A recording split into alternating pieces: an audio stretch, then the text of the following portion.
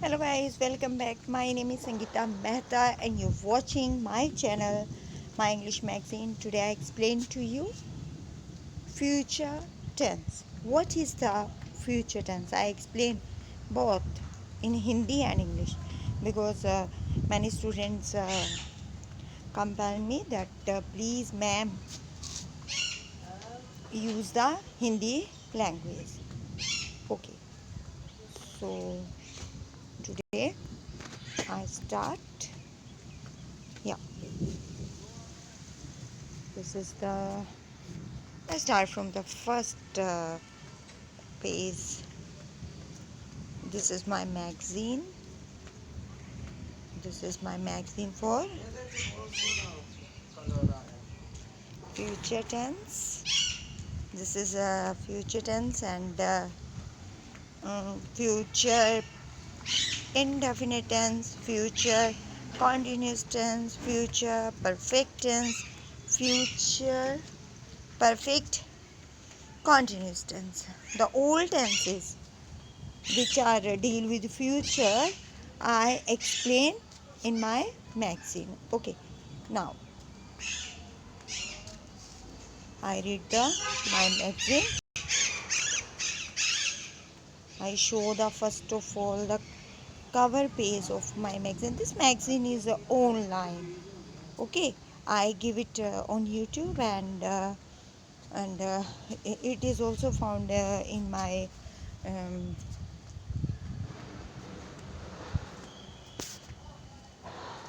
okay. Now I explain to you with the definition, with everything. So I open. Now I explain to you.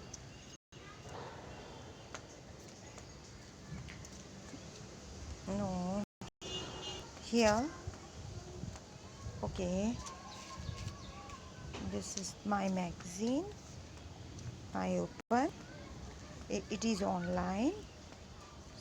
So all there is no any doubt about that.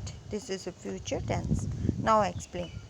इस tense को simple present tense भी कहते हैं.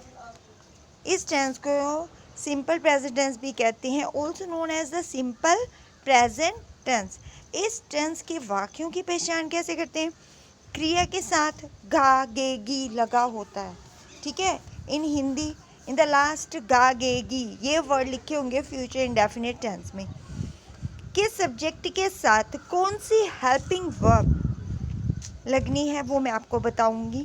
और सभी subject के साथ यहाँ पर विल का यूज़ होता है. विल को आप बड़े ही इजी यूज़ कर सकते हैं. अब शैल का प्रयोग केवल एक मॉडल वर्ब की तरह किया जाता है, इसलिए अब आप अक्सर देखते हैं कि सभी सब्जेक्ट के साथ विल का ही प्रयोग किया जाता है. अब मैं आपको इसके बारे में थोड़ा सा रूल बताऊंगी. फर्स्ट ऑफ ऑल सब्जेक्ट, सबसे पहले हम सब्जेक्ट लिखेंगे, फिर will. Okay, helping verb use करेंगे will. After that we use करेंगे V1. What is a V1? V1 is the first form of the verb. और उसके बाद हम ऑब्जेक्ट यूज़ करेंगे. अब मैं आपको एग्जाम्पल के थ्रू इसके बारे में थोड़ा सा और एक्सप्लेन करती हूँ. जैसे फॉर एग्ज़ाम्पल मैं कहती हूँ ये कल पहुँचेगा. ये कल पहुँचेगा. अब ये कल पहुँचेगा मतलब देखो होने वाला है, ये काम हुआ तो नहीं ना. ये कल पहुँचेगा आने वाला है, फ्यूचर की बात की जा रही है. जहाँ पर फ्यूचर की बात की जाती है वहाँ पर विल लगती है. ठीक, अब हम बताएंगे आपको कैसे मैं इसको यूज़ करूँगी. ये यानी सॉरी वह कल पहुँचेगा, तो वह सब्जेक्ट है आपका. अब वह लड़का है तो ही यूज़ होगा.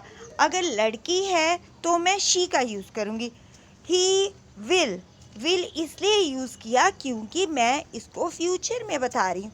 यानी वे कल पहुँचेगा, पहुँचेगा, ग यूज हुआ. He will arrive tomorrow. He will arrive tomorrow. Okay अब अगला देखिए एग्जाम्पल, कितना आसान है. फ्यूचर इनडेफिनिट टेंस में हिंदी में वे कल पहुंचेगा, मतलब वहाँ पर गा, गे, गी लगा होगा और सब्जेक्ट के बाद हम क्या यूज़ करेंगे, हेल्पिंग वर्ब. हेल्पिंग वर्ब कौन सी करेंगे, हम हेल्पिंग वर्ब का यूज़ करेंगे और हेल्पिंग वर्ब होगी विल. विल कौन सी हेल्पिंग वर्ब है, विल. फ्यूचर इंडेफिनिट टेंस में विल का यूज़ होता है. Okay, he will arrive. Arrive मतलब हिंदी में, इंग्लिश कर दी मैंने, पहुंचेगा कल, टुमारो. वे इसे कल खरीदे. अब कल की बात हो रही है, तो जब कल की बात होती है तो वो फ्यूचर की बात हो रही है. कल का मतलब ही क्या है, फ्यूचर. हम फ्यूचर की बात करेंगे, जो हम आज नहीं कर रहे हैं जिसे हम कल करेंगे, यानी आने वाले समय की बात करेंगे, तो वो होगा गा, गे, गी. और अगर मैं कहती हूँ बीते समय की बात, तो वो था, थी, थे. लेकिन यहाँ पर किसकी बात हो रही है, यहाँ पर बात हो रही है फ्यूचर टेंस की.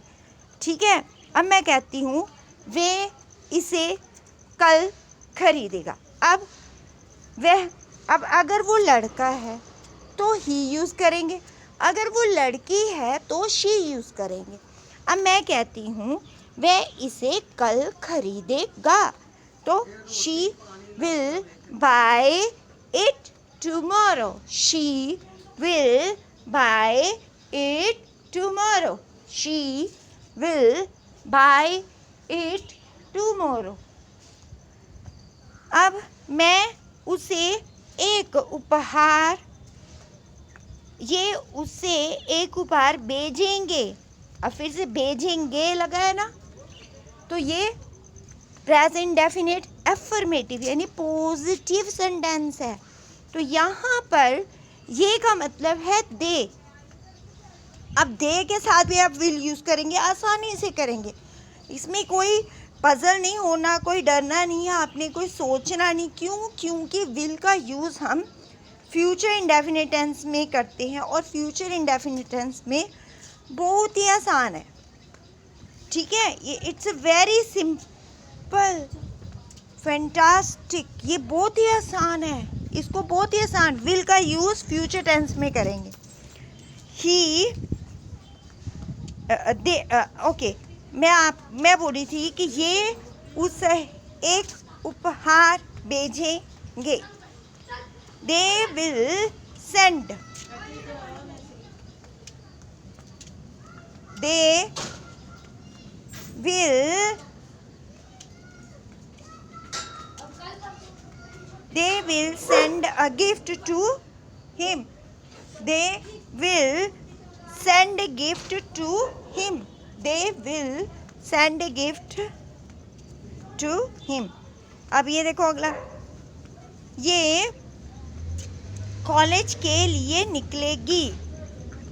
ये वे कॉलेज के लिए निकलेगी. अब यहाँ पर वह निकलेगी यानी फिर से नेक्स्ट डे की बात हो रही है, तो फ्यूचर इनडेफिनेट की बात है, फ्यूचर की बात है.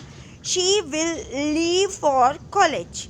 She will leave for college. Clear, ये एफर्मेटिव है, इसमें कोई भी नहीं का यूज़ नहीं हुआ. ये एफर्मेटिव है, ये पॉजिटिव है, इसमें नहीं का यूज़ नहीं किया गया है. इसमें हमने क्या यूज़ किया, इसमें हमने पॉजिटिव यानी जो हो सकता आने वाला है. ठीक है, लेकिन फ्यूचर इंडेफिनिट. अब मैं बात करूँगी आपसे नेगेटिव सेंटेंस की. अब नेगेटिव सेंटेंस क्या होगा, नेगेटिव सेंटेंस की पहचान बहुत आसान है. जहाँ पर नहीं का यूज़ होगा वहाँ पर नेगेटिव सेंटेंस होता है. Okay, you are watching my channel. Thank you very much. My name is Sangeeta Mehta and you're watching my channel, My English Maths.